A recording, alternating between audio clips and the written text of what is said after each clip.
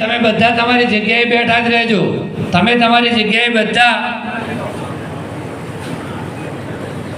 બેન બધાનું સામૂહિક સન્માન કરી રહ્યા છે. તાળીઓના ગડગડાટથી આપણે વધાવીએ. જોરદાર તાળીઓથી આપણે બેનના સ્વાગતનો સ્વીકાર કરીએ.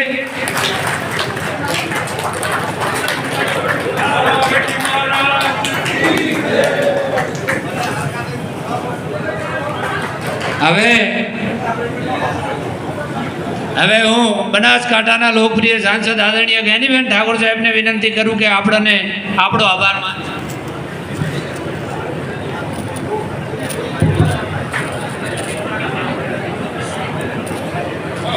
બોલો અંબા માત કી. આજે દિયોદર તાલુકા કોંગ્રેસ સમિતિ આયોજિત દિયોદર વિધાનસભાના સર્વ સમાજના મતદારોનો આભાર માનવા માટે કાર્યક્રમ રાખ્યો છે. એમાં ઉપસ્થિત જિલ્લા કોંગ્રેસ સમિતિના પ્રમુખ આદરણીય ભરતસિંહજી, માજી ધારાસભ્ય આદરણીય શિવાબા, દિયોદરના સરપંચ ગિરિરાજજી બના સાહેબ, બીકે જોશી સાહેબ, સુરેશભાઈ, ભાઈ શ્રી નાનજીભાઈ, નરસિંહભાઈ, રઘનાથભાઈ, જબરસિંહજી, ભાઈ કરશનભાઈ, બળવંતજી, જિલ્લા પંચાયતના ઉપપ્રમુખ ભૂપતજી, ભાઈ ભેમાભાઈ, તમામ સરપંચશ્રીઓ, ભાઈ શ્રી જગતાભાઈની પણ, મનુભાઈની પણ બધા હાજર છે. નામી અનામી સ્ટેજ ઉપર સર્વ આપણા વરિષ્ઠ આગેવાનો, આપ સૌ ગામડેથી પધારેલા જવાબદાર આગેવાનો, વડીલો, યુવાન ભાઈઓ અને બહેનો, સૌ પ્રથમ તો અમારું સન્માન નહીં પણ તમારા બધાનો આભાર વ્યક્ત કરવા માટે કરીને આ કાર્યક્રમનું આયોજન કર્યું છે. અમારું સન્માન તો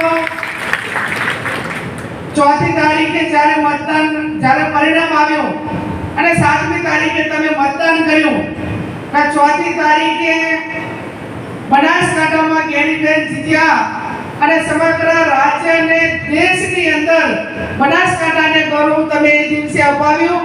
એટલે અમારું સન્માન તો એ દિવસે તમે બધે કર્યું હતું, પણ તમારું સન્માન એ અમારે બધાએ કરવું પડે. બનાસકાંઠાની જનતાએ દિયોદર વિધાનસભાના મતદારોએ 18 આલમ 36 કોમે એક વાતનો મેસેજ આપ્યો ભારતીય જનતા પાર્ટીને કે લોકશાહીની અંદર સર્વોપરી મતદારો છે અને મતદારો ધારે કરી શકે એનો સંદેશો સમગ્ર ભારતની અંદર એ દિયોદર વિધાનસભાના મતદારોએ આપ્યો. આ ચૂંટણી એ આવનાર સમયમાં તમામ સમાજોને નેતૃત્વ પૂરું પાડવા માટેની પ્રેરણારૂપી આ ચૂંટણી હતી. આ ચૂંટણી કોમવાદ નહીં પણ એક લોકશાહીની અંદર લોકસેવક તરીકે અથવા તો આપણને કોઈને મદદ કરી છે તો જેનો ઉપકાર આપણા ઉપર છે એનો ઉપકાર ઉતારવા માટેની આ ચૂંટણી સમગ્ર બનાસકાંઠા જિલ્લો કરી છે.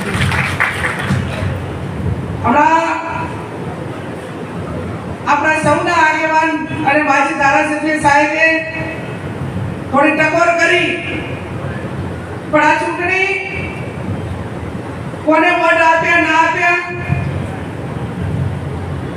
એનો લોકશાહીની અંદર સ્વતંત્ર અધિકાર હોય છે. મતદાન કરવા જાય ત્યારે એને મળેલો અધિકાર એને પોતાને ક્યાં આપવું એ પોતાનો નિર્ણય હોય છે. પણ હું તો એવું માનું છું કે ધીમે ધીમે રાજકારણની સિસ્ટમ પણ તમારે સૌ મતદારોએ, તમામ સમાજોએ એ રીતે સ્થાપિત કરવી પડશે કે ચૂંટણી કોમવાદ ઉપર ના લડાય પણ ઉમેદવાર પોતે કેવો છે, આપણું કામ કરવા માટે સક્ષમ છે કે નથી. આપણે અડધી રાતે એને ફોન કરી તો ઉપાડી કહેવા માટે એની ગેરંટી છે કે નહીં. આપણે એક સામાન્ય નાના મોટું પશુ ખરીદવાનું હોય એ ટાઈમે પણ આપણે એને ઘણી વખત એના ગંડિયા જોતા હોય કે ભાઈ આનું પોસડું કેવું, શેકડું કેવા, હગુવાનું હોય, કરવાનું હોય તો કે ભાઈ એ કયા કુળમાંથી આવે છે, એની માનું પિયર ક્યાં છે અને એનું પોતાનું ખાનદાન કેવું છે, આ તમામ પ્રકારનું એનાલિસિસ કરતા હોઈએ છીએ. આ તો તમારે 20 લાખ લોકોનો પ્રતિનિધિ ચૂંટવાનો છે અને આ પ્રતિનિધિ દેશનું ભવિષ્ય નક્કી કરવાનો, અને એ પ્રતિનિધિ જ્યારે આપણે એક લોકશાહી ઢબે સારી રીતે મતદાન કરી ના ચૂંટીએ તો એ આવનાર પેઢી અને દેશનું ભવિષ્ય એ પોતાનો અભિપ્રાય હોય કે પોતાનો જે વિચાર હોય તે કઈ રીતે રજૂ કરેલી વાત છે. હમણાં દરેક તાલુકે આપણે આભાર નિધિનો કાર્યક્રમ રાખ્યો, પણ આપણે કાર્યક્રમમાં એક જ કહીએ છીએ કે જેનો આપ્યો હોય આભાર, ના આપ્યો હોય આભાર. ચૂંટણી પત્યા પછી કે પ્રજાનો પ્રતિનિધિ હોય છે, કોઈ પક્ષનો કે કોઈ બદલાની ભાવના વાળો નથી. પણ હું એટલું ચોક્કસથી કહીશ કે અમે તો ક્યારેય શિવાભાઈ સાહેબ આપણે કોંગ્રેસ વિચારધારા વાળા કે ક્યારેય પણ કોઈને બદલાની ભાવનાથી જોયા નથી અને આપણે જોવાના પણ નથી. પણ હજુ બદલાની ભાવના તો ક્યાં કેટલી છે એ તમને બધાને ખબર છે.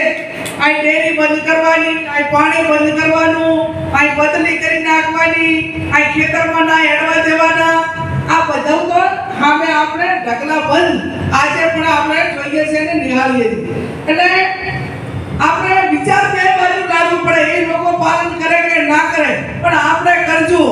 આપણે તો ગાંધી ચિંતા માર્ગે ચાલવા વાળા કે આપણને કોઈ નાના ઉલા એક કહેવત છે કે ગણ ઉપર ગણ કરે એને વ્યવહાર કરો વટ, પણ અવગણ ઉપર ગણ કરે એને મર્દાનગીરો વટ.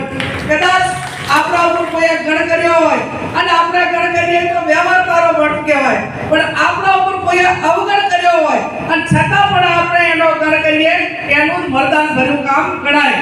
એટલે આપ સૌ આવનાર સમયની અંદર જેને આપણને મદદ કરી હોય, ના કરી હોય એનો આભાર માનજો. મતદારો લોકશાહીની અંદર ઉમેદવારો બદલાય, પક્ષો બદલાય, સમય બદલાય, સંજોગો બદલાય, પણ મતદાર જ રહેતો હોય છે. જ્યાંથી કરીને 18 વર્ષની ઉંમરથી કરીને અંતિમ સુધી એ મતદાર પોતે મતદાર રહેતો હોય છે. એટલે ક્યાંક આગેવાનોએ ભાજપ કોંગ્રેસ કે જે કંઈ નાના મોટું કરીને કર્યું છે એ જેણે જેવો વ્યવહાર આપણી જોડે કર્યો છે એવો વ્યવહાર આપણે ચૂંટણીની અંદર કરશું, પણ કામની અંદર કે ગામની અંદર કે વિવાદોમાં ક્યાંય આપણે ના આવીએ એવી પણ આપ સૌને હું વિનંતી કરું છું. હમણાં ચીપડાની અંદર ચીપડા હોય, ચાળવા હોય ગામોમાં IOCL ની કંપની ખોટી રીતે ખેડૂતોને વળતર આપ્યા વગર એમ કે દબાઈને પોલીસનો બંદોબસ્ત માગીને પણ જબરીથી ખેડૂતોની જે માંગણી હતી, વ્યાજબી માંગણી હતી, એ માંગણી પણ સ્વીકાર્યા વગર પાઇપલાઇનનું નાખવું ચાલુ કરવાનું કર્યું. મને પોતાને સમાચાર મળ્યા કે આપણે ખેડૂત દીકરી તરીકે ખેડૂતોને ન્યાય ન અપાઈએ અને એની વ્યાજબી વાત પણ જો આપણે સરકાર સુધી ન પહોંચાડીએ તો આપણે ખેડૂત તરીકે આપણામાં વેદના નથી.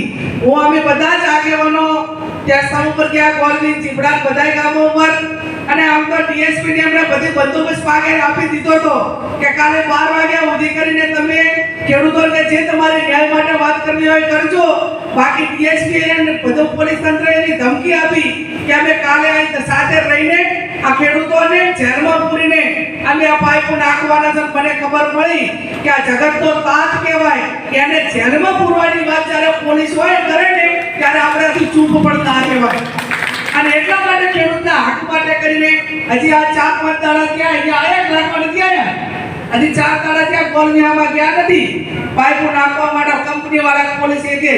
એટલે ખેડૂતોની વાત હોય, કોઈ પણ વહીવટી તંત્રની અન્યાયની વાત હોય તો અન્યાય અમે હંમેશા કોંગ્રેસ પાર્ટી હોય ને આગેવાનો હોય અમે સૌ લડ્યા છીએ અને આવનાર સમયની અંદર પણ લડશું.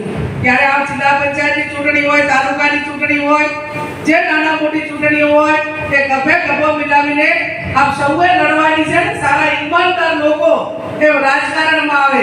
હમણાં આપણે અહીંયા વાત થઈ કે ભાઈ ખર્ચા વગર ચૂંટણી જીતે એવું કઈ રીતે કરવું, તો હું તમને બધાને વિનંતી કરું છું કે આજે તમે મને 1 પણ રૂપિયાનો ખર્ચો નથી કરાવ્યો તો 5 વર્ષ તમારું પણ 1 પણ રૂપિયાના ખર્ચા વગર ઈમાનદારીથી કામ કરવાની જવાબદારી મારા મળે. અને મારી જવાબદારી છે કે લોકોએ મને ખર્ચો નથી કરાવ્યો તો હું એમની પાસે એક રૂપિયાનો ખર્ચો કરવા માટે કરીને એક રૂપિયા પણ ના ખર્ચાવું અને એમને એમ કામ કરું તો જ હું એમનું ઋણ અદા કરી શકું. અને આવી પ્રણાલિકા તાલુકાની ચૂંટણી હોય, જિલ્લાની હોય, સરપંચની હોય, વિધાનસભાની હોય, તમે જે ઉમેદવાર તમને ગમતો હોય ઉમેદવાર રાખો, પણ એને તમે મદદ કરીને જીતાડો. અને મદદ કરીને જીતાડો તો એ કામ ઉપર તમારું ઈમાનદારીથી પોતે કરી શકે. પણ આપણે પંચાયતની ચૂંટણી હોય અને 10-15 લાખનો ખર્ચો કરાયો હોય તો ભલે ઈરોય સરપંચ આપણું ઈમાનદારીથી કામ કરે. અને આવનાર સમયની અંદર જો આપણે સૌ કોઈ મજબૂતાઈથી લડવાનું હોય તો એ સેના સામે લડવાનું છે ભ્રષ્ટાચારની સામે. અને ભ્રષ્ટાચાર એટલે કેવો? આજે તમે જાતિ આવકનો દાખલો લેવા જો, તમારી પોતાની માલિકીની જમીન હોય અને જમીન માપણીમાં ભૂલ આવી હોય તો એ ભૂલ પણ તમારી પૈસા વગર સુધરતી નથી. આજે તમારો જાતિ આવકનો દાખલો મફતમાં નીકળતો નથી, તમારા ઉતારા મફતમાં નીકળતા નથી. તમને કનેક્શન લેવાનું હોય તો કનેક્શન તમને પૈસા ના ચાલ્યા વગર કનેક્શન મળતું નથી. તમારે કોઈ ગામની અંદર કામ મંજૂર કરાવવું હોય તો તલાટીથી કરીને આખું મોટી ચેનલ કે હપ્તા કે એની અંદર પૈસા લીધા વગર કામ થતું નથી. અને આ બધું નાબૂદ કરવા માટે કોને લડવું પડશે? કે નીચે ઝીરો ગ્રાઉન્ડ લોકોને તમારે એવા તૈયાર કરવા પડશે અને આ ઈમાનદાર માણસો ચૂંટવા પડશે. આ તમારો પંચાયતનો બોર્ડ હોય કે સરપંચ હોય તો સરપંચ તમે એમને બિનરીફ કરો અને અથવા તો વિના ખર્ચે તમે એને જીતાડો. અને એ સરપંચો 1 રૂપિયાનો ભ્રષ્ટાચાર કરે ને તો એ વાત અમારા સુધી પહોંચાડજો કે બેન આ ગામની અંદર આ સરપંચે આટલો ભ્રષ્ટાચાર કર્યો છે. અમારો કોંગ્રેસનો સરપંચ હશે ને તો એની સામે લડવામાં કાંઈ બાકી નહીં રાખીએ. પણ ક્યાંક ને ક્યાંક તમારે પણ એને મદદ કરવાની જરૂર છે. આવનાર સમયની અંદર આપ સૌને ખાતરી આપું છું કે તમે જે રીતે મને મદદ કરી એ જ રીતે તમારું કામ કરવામાં ક્યાંય પીછે નહીં કરું. કોઈ પણ કોમ વાત એ અમારા લોહીમાં નથી, કોઈ બદલો લેવાની ભાવના અમારા લોહીમાં નથી. અને જે ઈમાનદારીપૂર્વક જેણે કામ કર્યું છે એને આવનાર સમયની અંદર એનો બદલો પણ ઈમાનદારીપૂર્વક ઉતારવા માટેના અમે પૂરેપૂરા પ્રયત્નો કરીશું. એની પણ આપ સૌને હું જાહેરમાં ખાતરી આપું છું. ત્યારે મારે છેલ્લે એક જ વાત કરવાની છે કે આ ચૂંટણીમાં અનેક પ્રકારના પડકારો તમે જીત્યા છે. આવનાર સમયની અંદર આનો મનોબળ ટકાવી રાખજો. આ જીત તમારી જીત છે, આ એક કાર્યકરની જીત છે. એટલા માટે હું આભાર માનું. કદાચ મને પોતાને ખબર નહીં હોય કે કોણ કેટલા પ્રમાણમાં વધ્યું છે. અને એટલા માટે કહું છું કે દરેક ગામનો એક રિપોર્ટ બને કે જે એજન્ટોએ કામ કર્યું હોય, આગેવાનોએ કર્યું હોય, બહારથી મતદારો પોતાની રીતે પોતાના ખર્ચે આવીને મતદાન કરી ગયા હોય, આવા દરેક ગામનો એક રિપોર્ટ બને એ પણ જરૂરી છે. જેથી કરીને એ ગામનું કામ પણ આપણે ક્યાંક ને ક્યાંક વિશેષ જવાબદારીથી કરવાનું થાય એ પણ કરવા માટેના પૂરેપૂરા પ્રયત્નો કરશું. બીજું આપ સૌને હું એટલી વિનંતી કરું છું કે નાના મોટા ચૂંટણીના હિસાબે ક્યાંય ઝઘડાઓ નાના મોટા કોઈના મનદુખ થયા હોય તો એ મનદુખ હવે સમાજની નાતે, ભૈયાની નાતે, કુટુંબની નાતે એને મટાડી અને શીરો ખાવાના પ્રયત્નો કરજો. જેથી કરીને ખેલદિલીપૂર્વક અને ભાઈચારાનું વાતાવરણ એ આપણા વિસ્તારની અંદર કાયમી રહ્યું છે અને આવનાર સમયની અંદર પણ રહે. અને એટલા માટે આપ સૌ અહીંયા મોટી સંખ્યામાં હાજર છો ત્યારે ફરી પણ આપ સૌનો એટલો હૃદયપૂર્વક આભાર માનું. આમ તો મેં આખા જિલ્લાની અંદર દરેક વિધાનસભામાં એ એક કુવાસી તરીકે મામેરું માગ્યું હતું, પણ દિયોદર વિધાનસભામાં તમારી પાસે જુવારું માગ્યું હતું.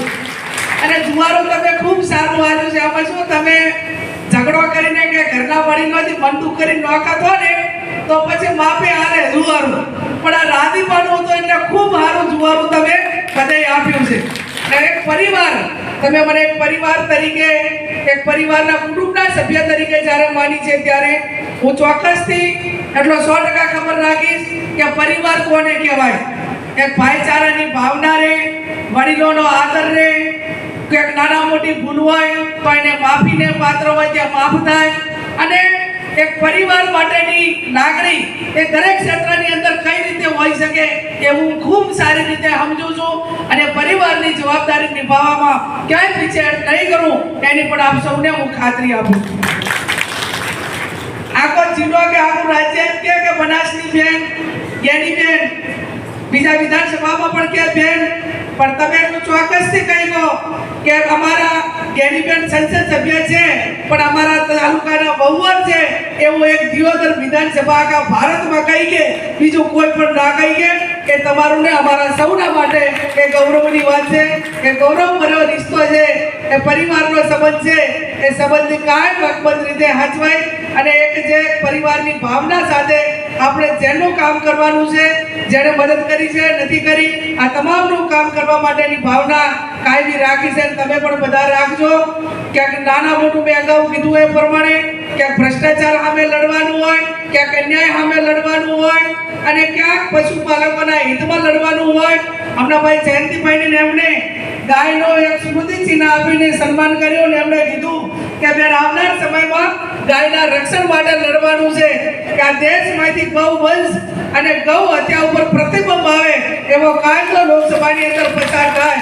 એના માટે પણ એક પક્ષ તરીકે એક એમપી તરીકે લડવા માટેનો સરકાર સુધી અવાજ પહોંચાડવાની જે વાત છે એ વાત પહોંચાડશું.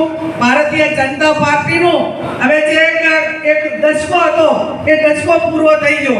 રામનું નામ લઈને નીકળ્યા હતા એ અયોધ્યા તો ના જીત્યા, પણ અયોધ્યામાં 100 કિલોમીટરમાં જેટલો એરિયા આવતો હતો ને અહીંયા પણ ભારતીય જનતા પાર્ટી જીતી નથી. હમણાં બદ્રીનાથ એનું પરિણામ આવ્યું તો પણ એમાંય હાર્યા. એટલે હવે રામે એમનાથી નારાજ છે, ભગવાન શંકર પણ નારાજ છે અને જ્યારે વિકાસના નામે રાજનીતિને બદલે એક ધર્મના નામે રાજનીતિ થતી હોય ત્યારે કુદરત પણ જોતી હોય છે. એટલે હવે જે કાંઈ શરૂઆતો થઈ છે એ ખૂબ સારા પ્રમાણમાં થઈ છે અને આવનાર સમયમાં આ બધું જે છે એ એક સારા મનોબળ સાથે આપ સૌ ટકાઈ રાખો, હિંમત રાખજો, કોઈનાથી ડરતા નહીં. અને હું એટલું ચોક્કસ કહીશ કે જે માણસો અન્યાય સામે લડે એને ભગવાન પણ મદદ કરે છે. અને જ્યાં જ્યાં તમારે બધાને પણ વિનંતી છે કે આપણા ભેગા રહ્યા હોય ને એને કોઈ અન્યાય કરે તો અન્યાય સામે લડવામાં ક્યાંય પણ પીછેહટ ના કરતા, જે નાના કાર્યકરનું રક્ષણ કરવાનું હોય એ રક્ષણમાં પણ ક્યાંય પીછેહટ ના કરતા અને ક્યાંક જરૂર પડે તો જેમાં ખેડૂતોની વાત હતી ને અમારા સુધી ધ્યાન દોર્યું એમ નાના મોટું કોઈ અમારા લાયક હોય તો અડધી રાતે ફોન કરજો. આ સ્ટેજ ઉપર બેઠેલા આગેવાનો અમે એક પણ ટકો ક્યાંય પીછેહટ નહીં કરીએ એની પણ આપ સૌને હું જાહેરમાં આપ સૌને ખાતરી આપું છું. ફરી આપ સૌ મોટી સંખ્યામાં હાજર રહ્યા. ગરમી છે, વરસાદના વધામણા પણ પહેલા પણ ખૂબ સારા પ્રમાણમાં વરસાદ થયો હતો અને ભગવાન પરમાત્માને પ્રાર્થના કરીએ, મા અંબાજીને પ્રાર્થના કરીએ કે ખૂબ સારો વરસાદ આ વિસ્તારમાં થાય, ખેડૂતોની ખેતી અને જે કંઈ એમની કંઈ ભગવાન જે આશા અપેક્ષાઓ છે એ તમામ આશા અપેક્ષાઓ પૂરી કરે. ફરી આપ સૌનો હૃદયપૂર્વક આભાર માનું છું. જય હિન્દ, જય ભારત. આભાર.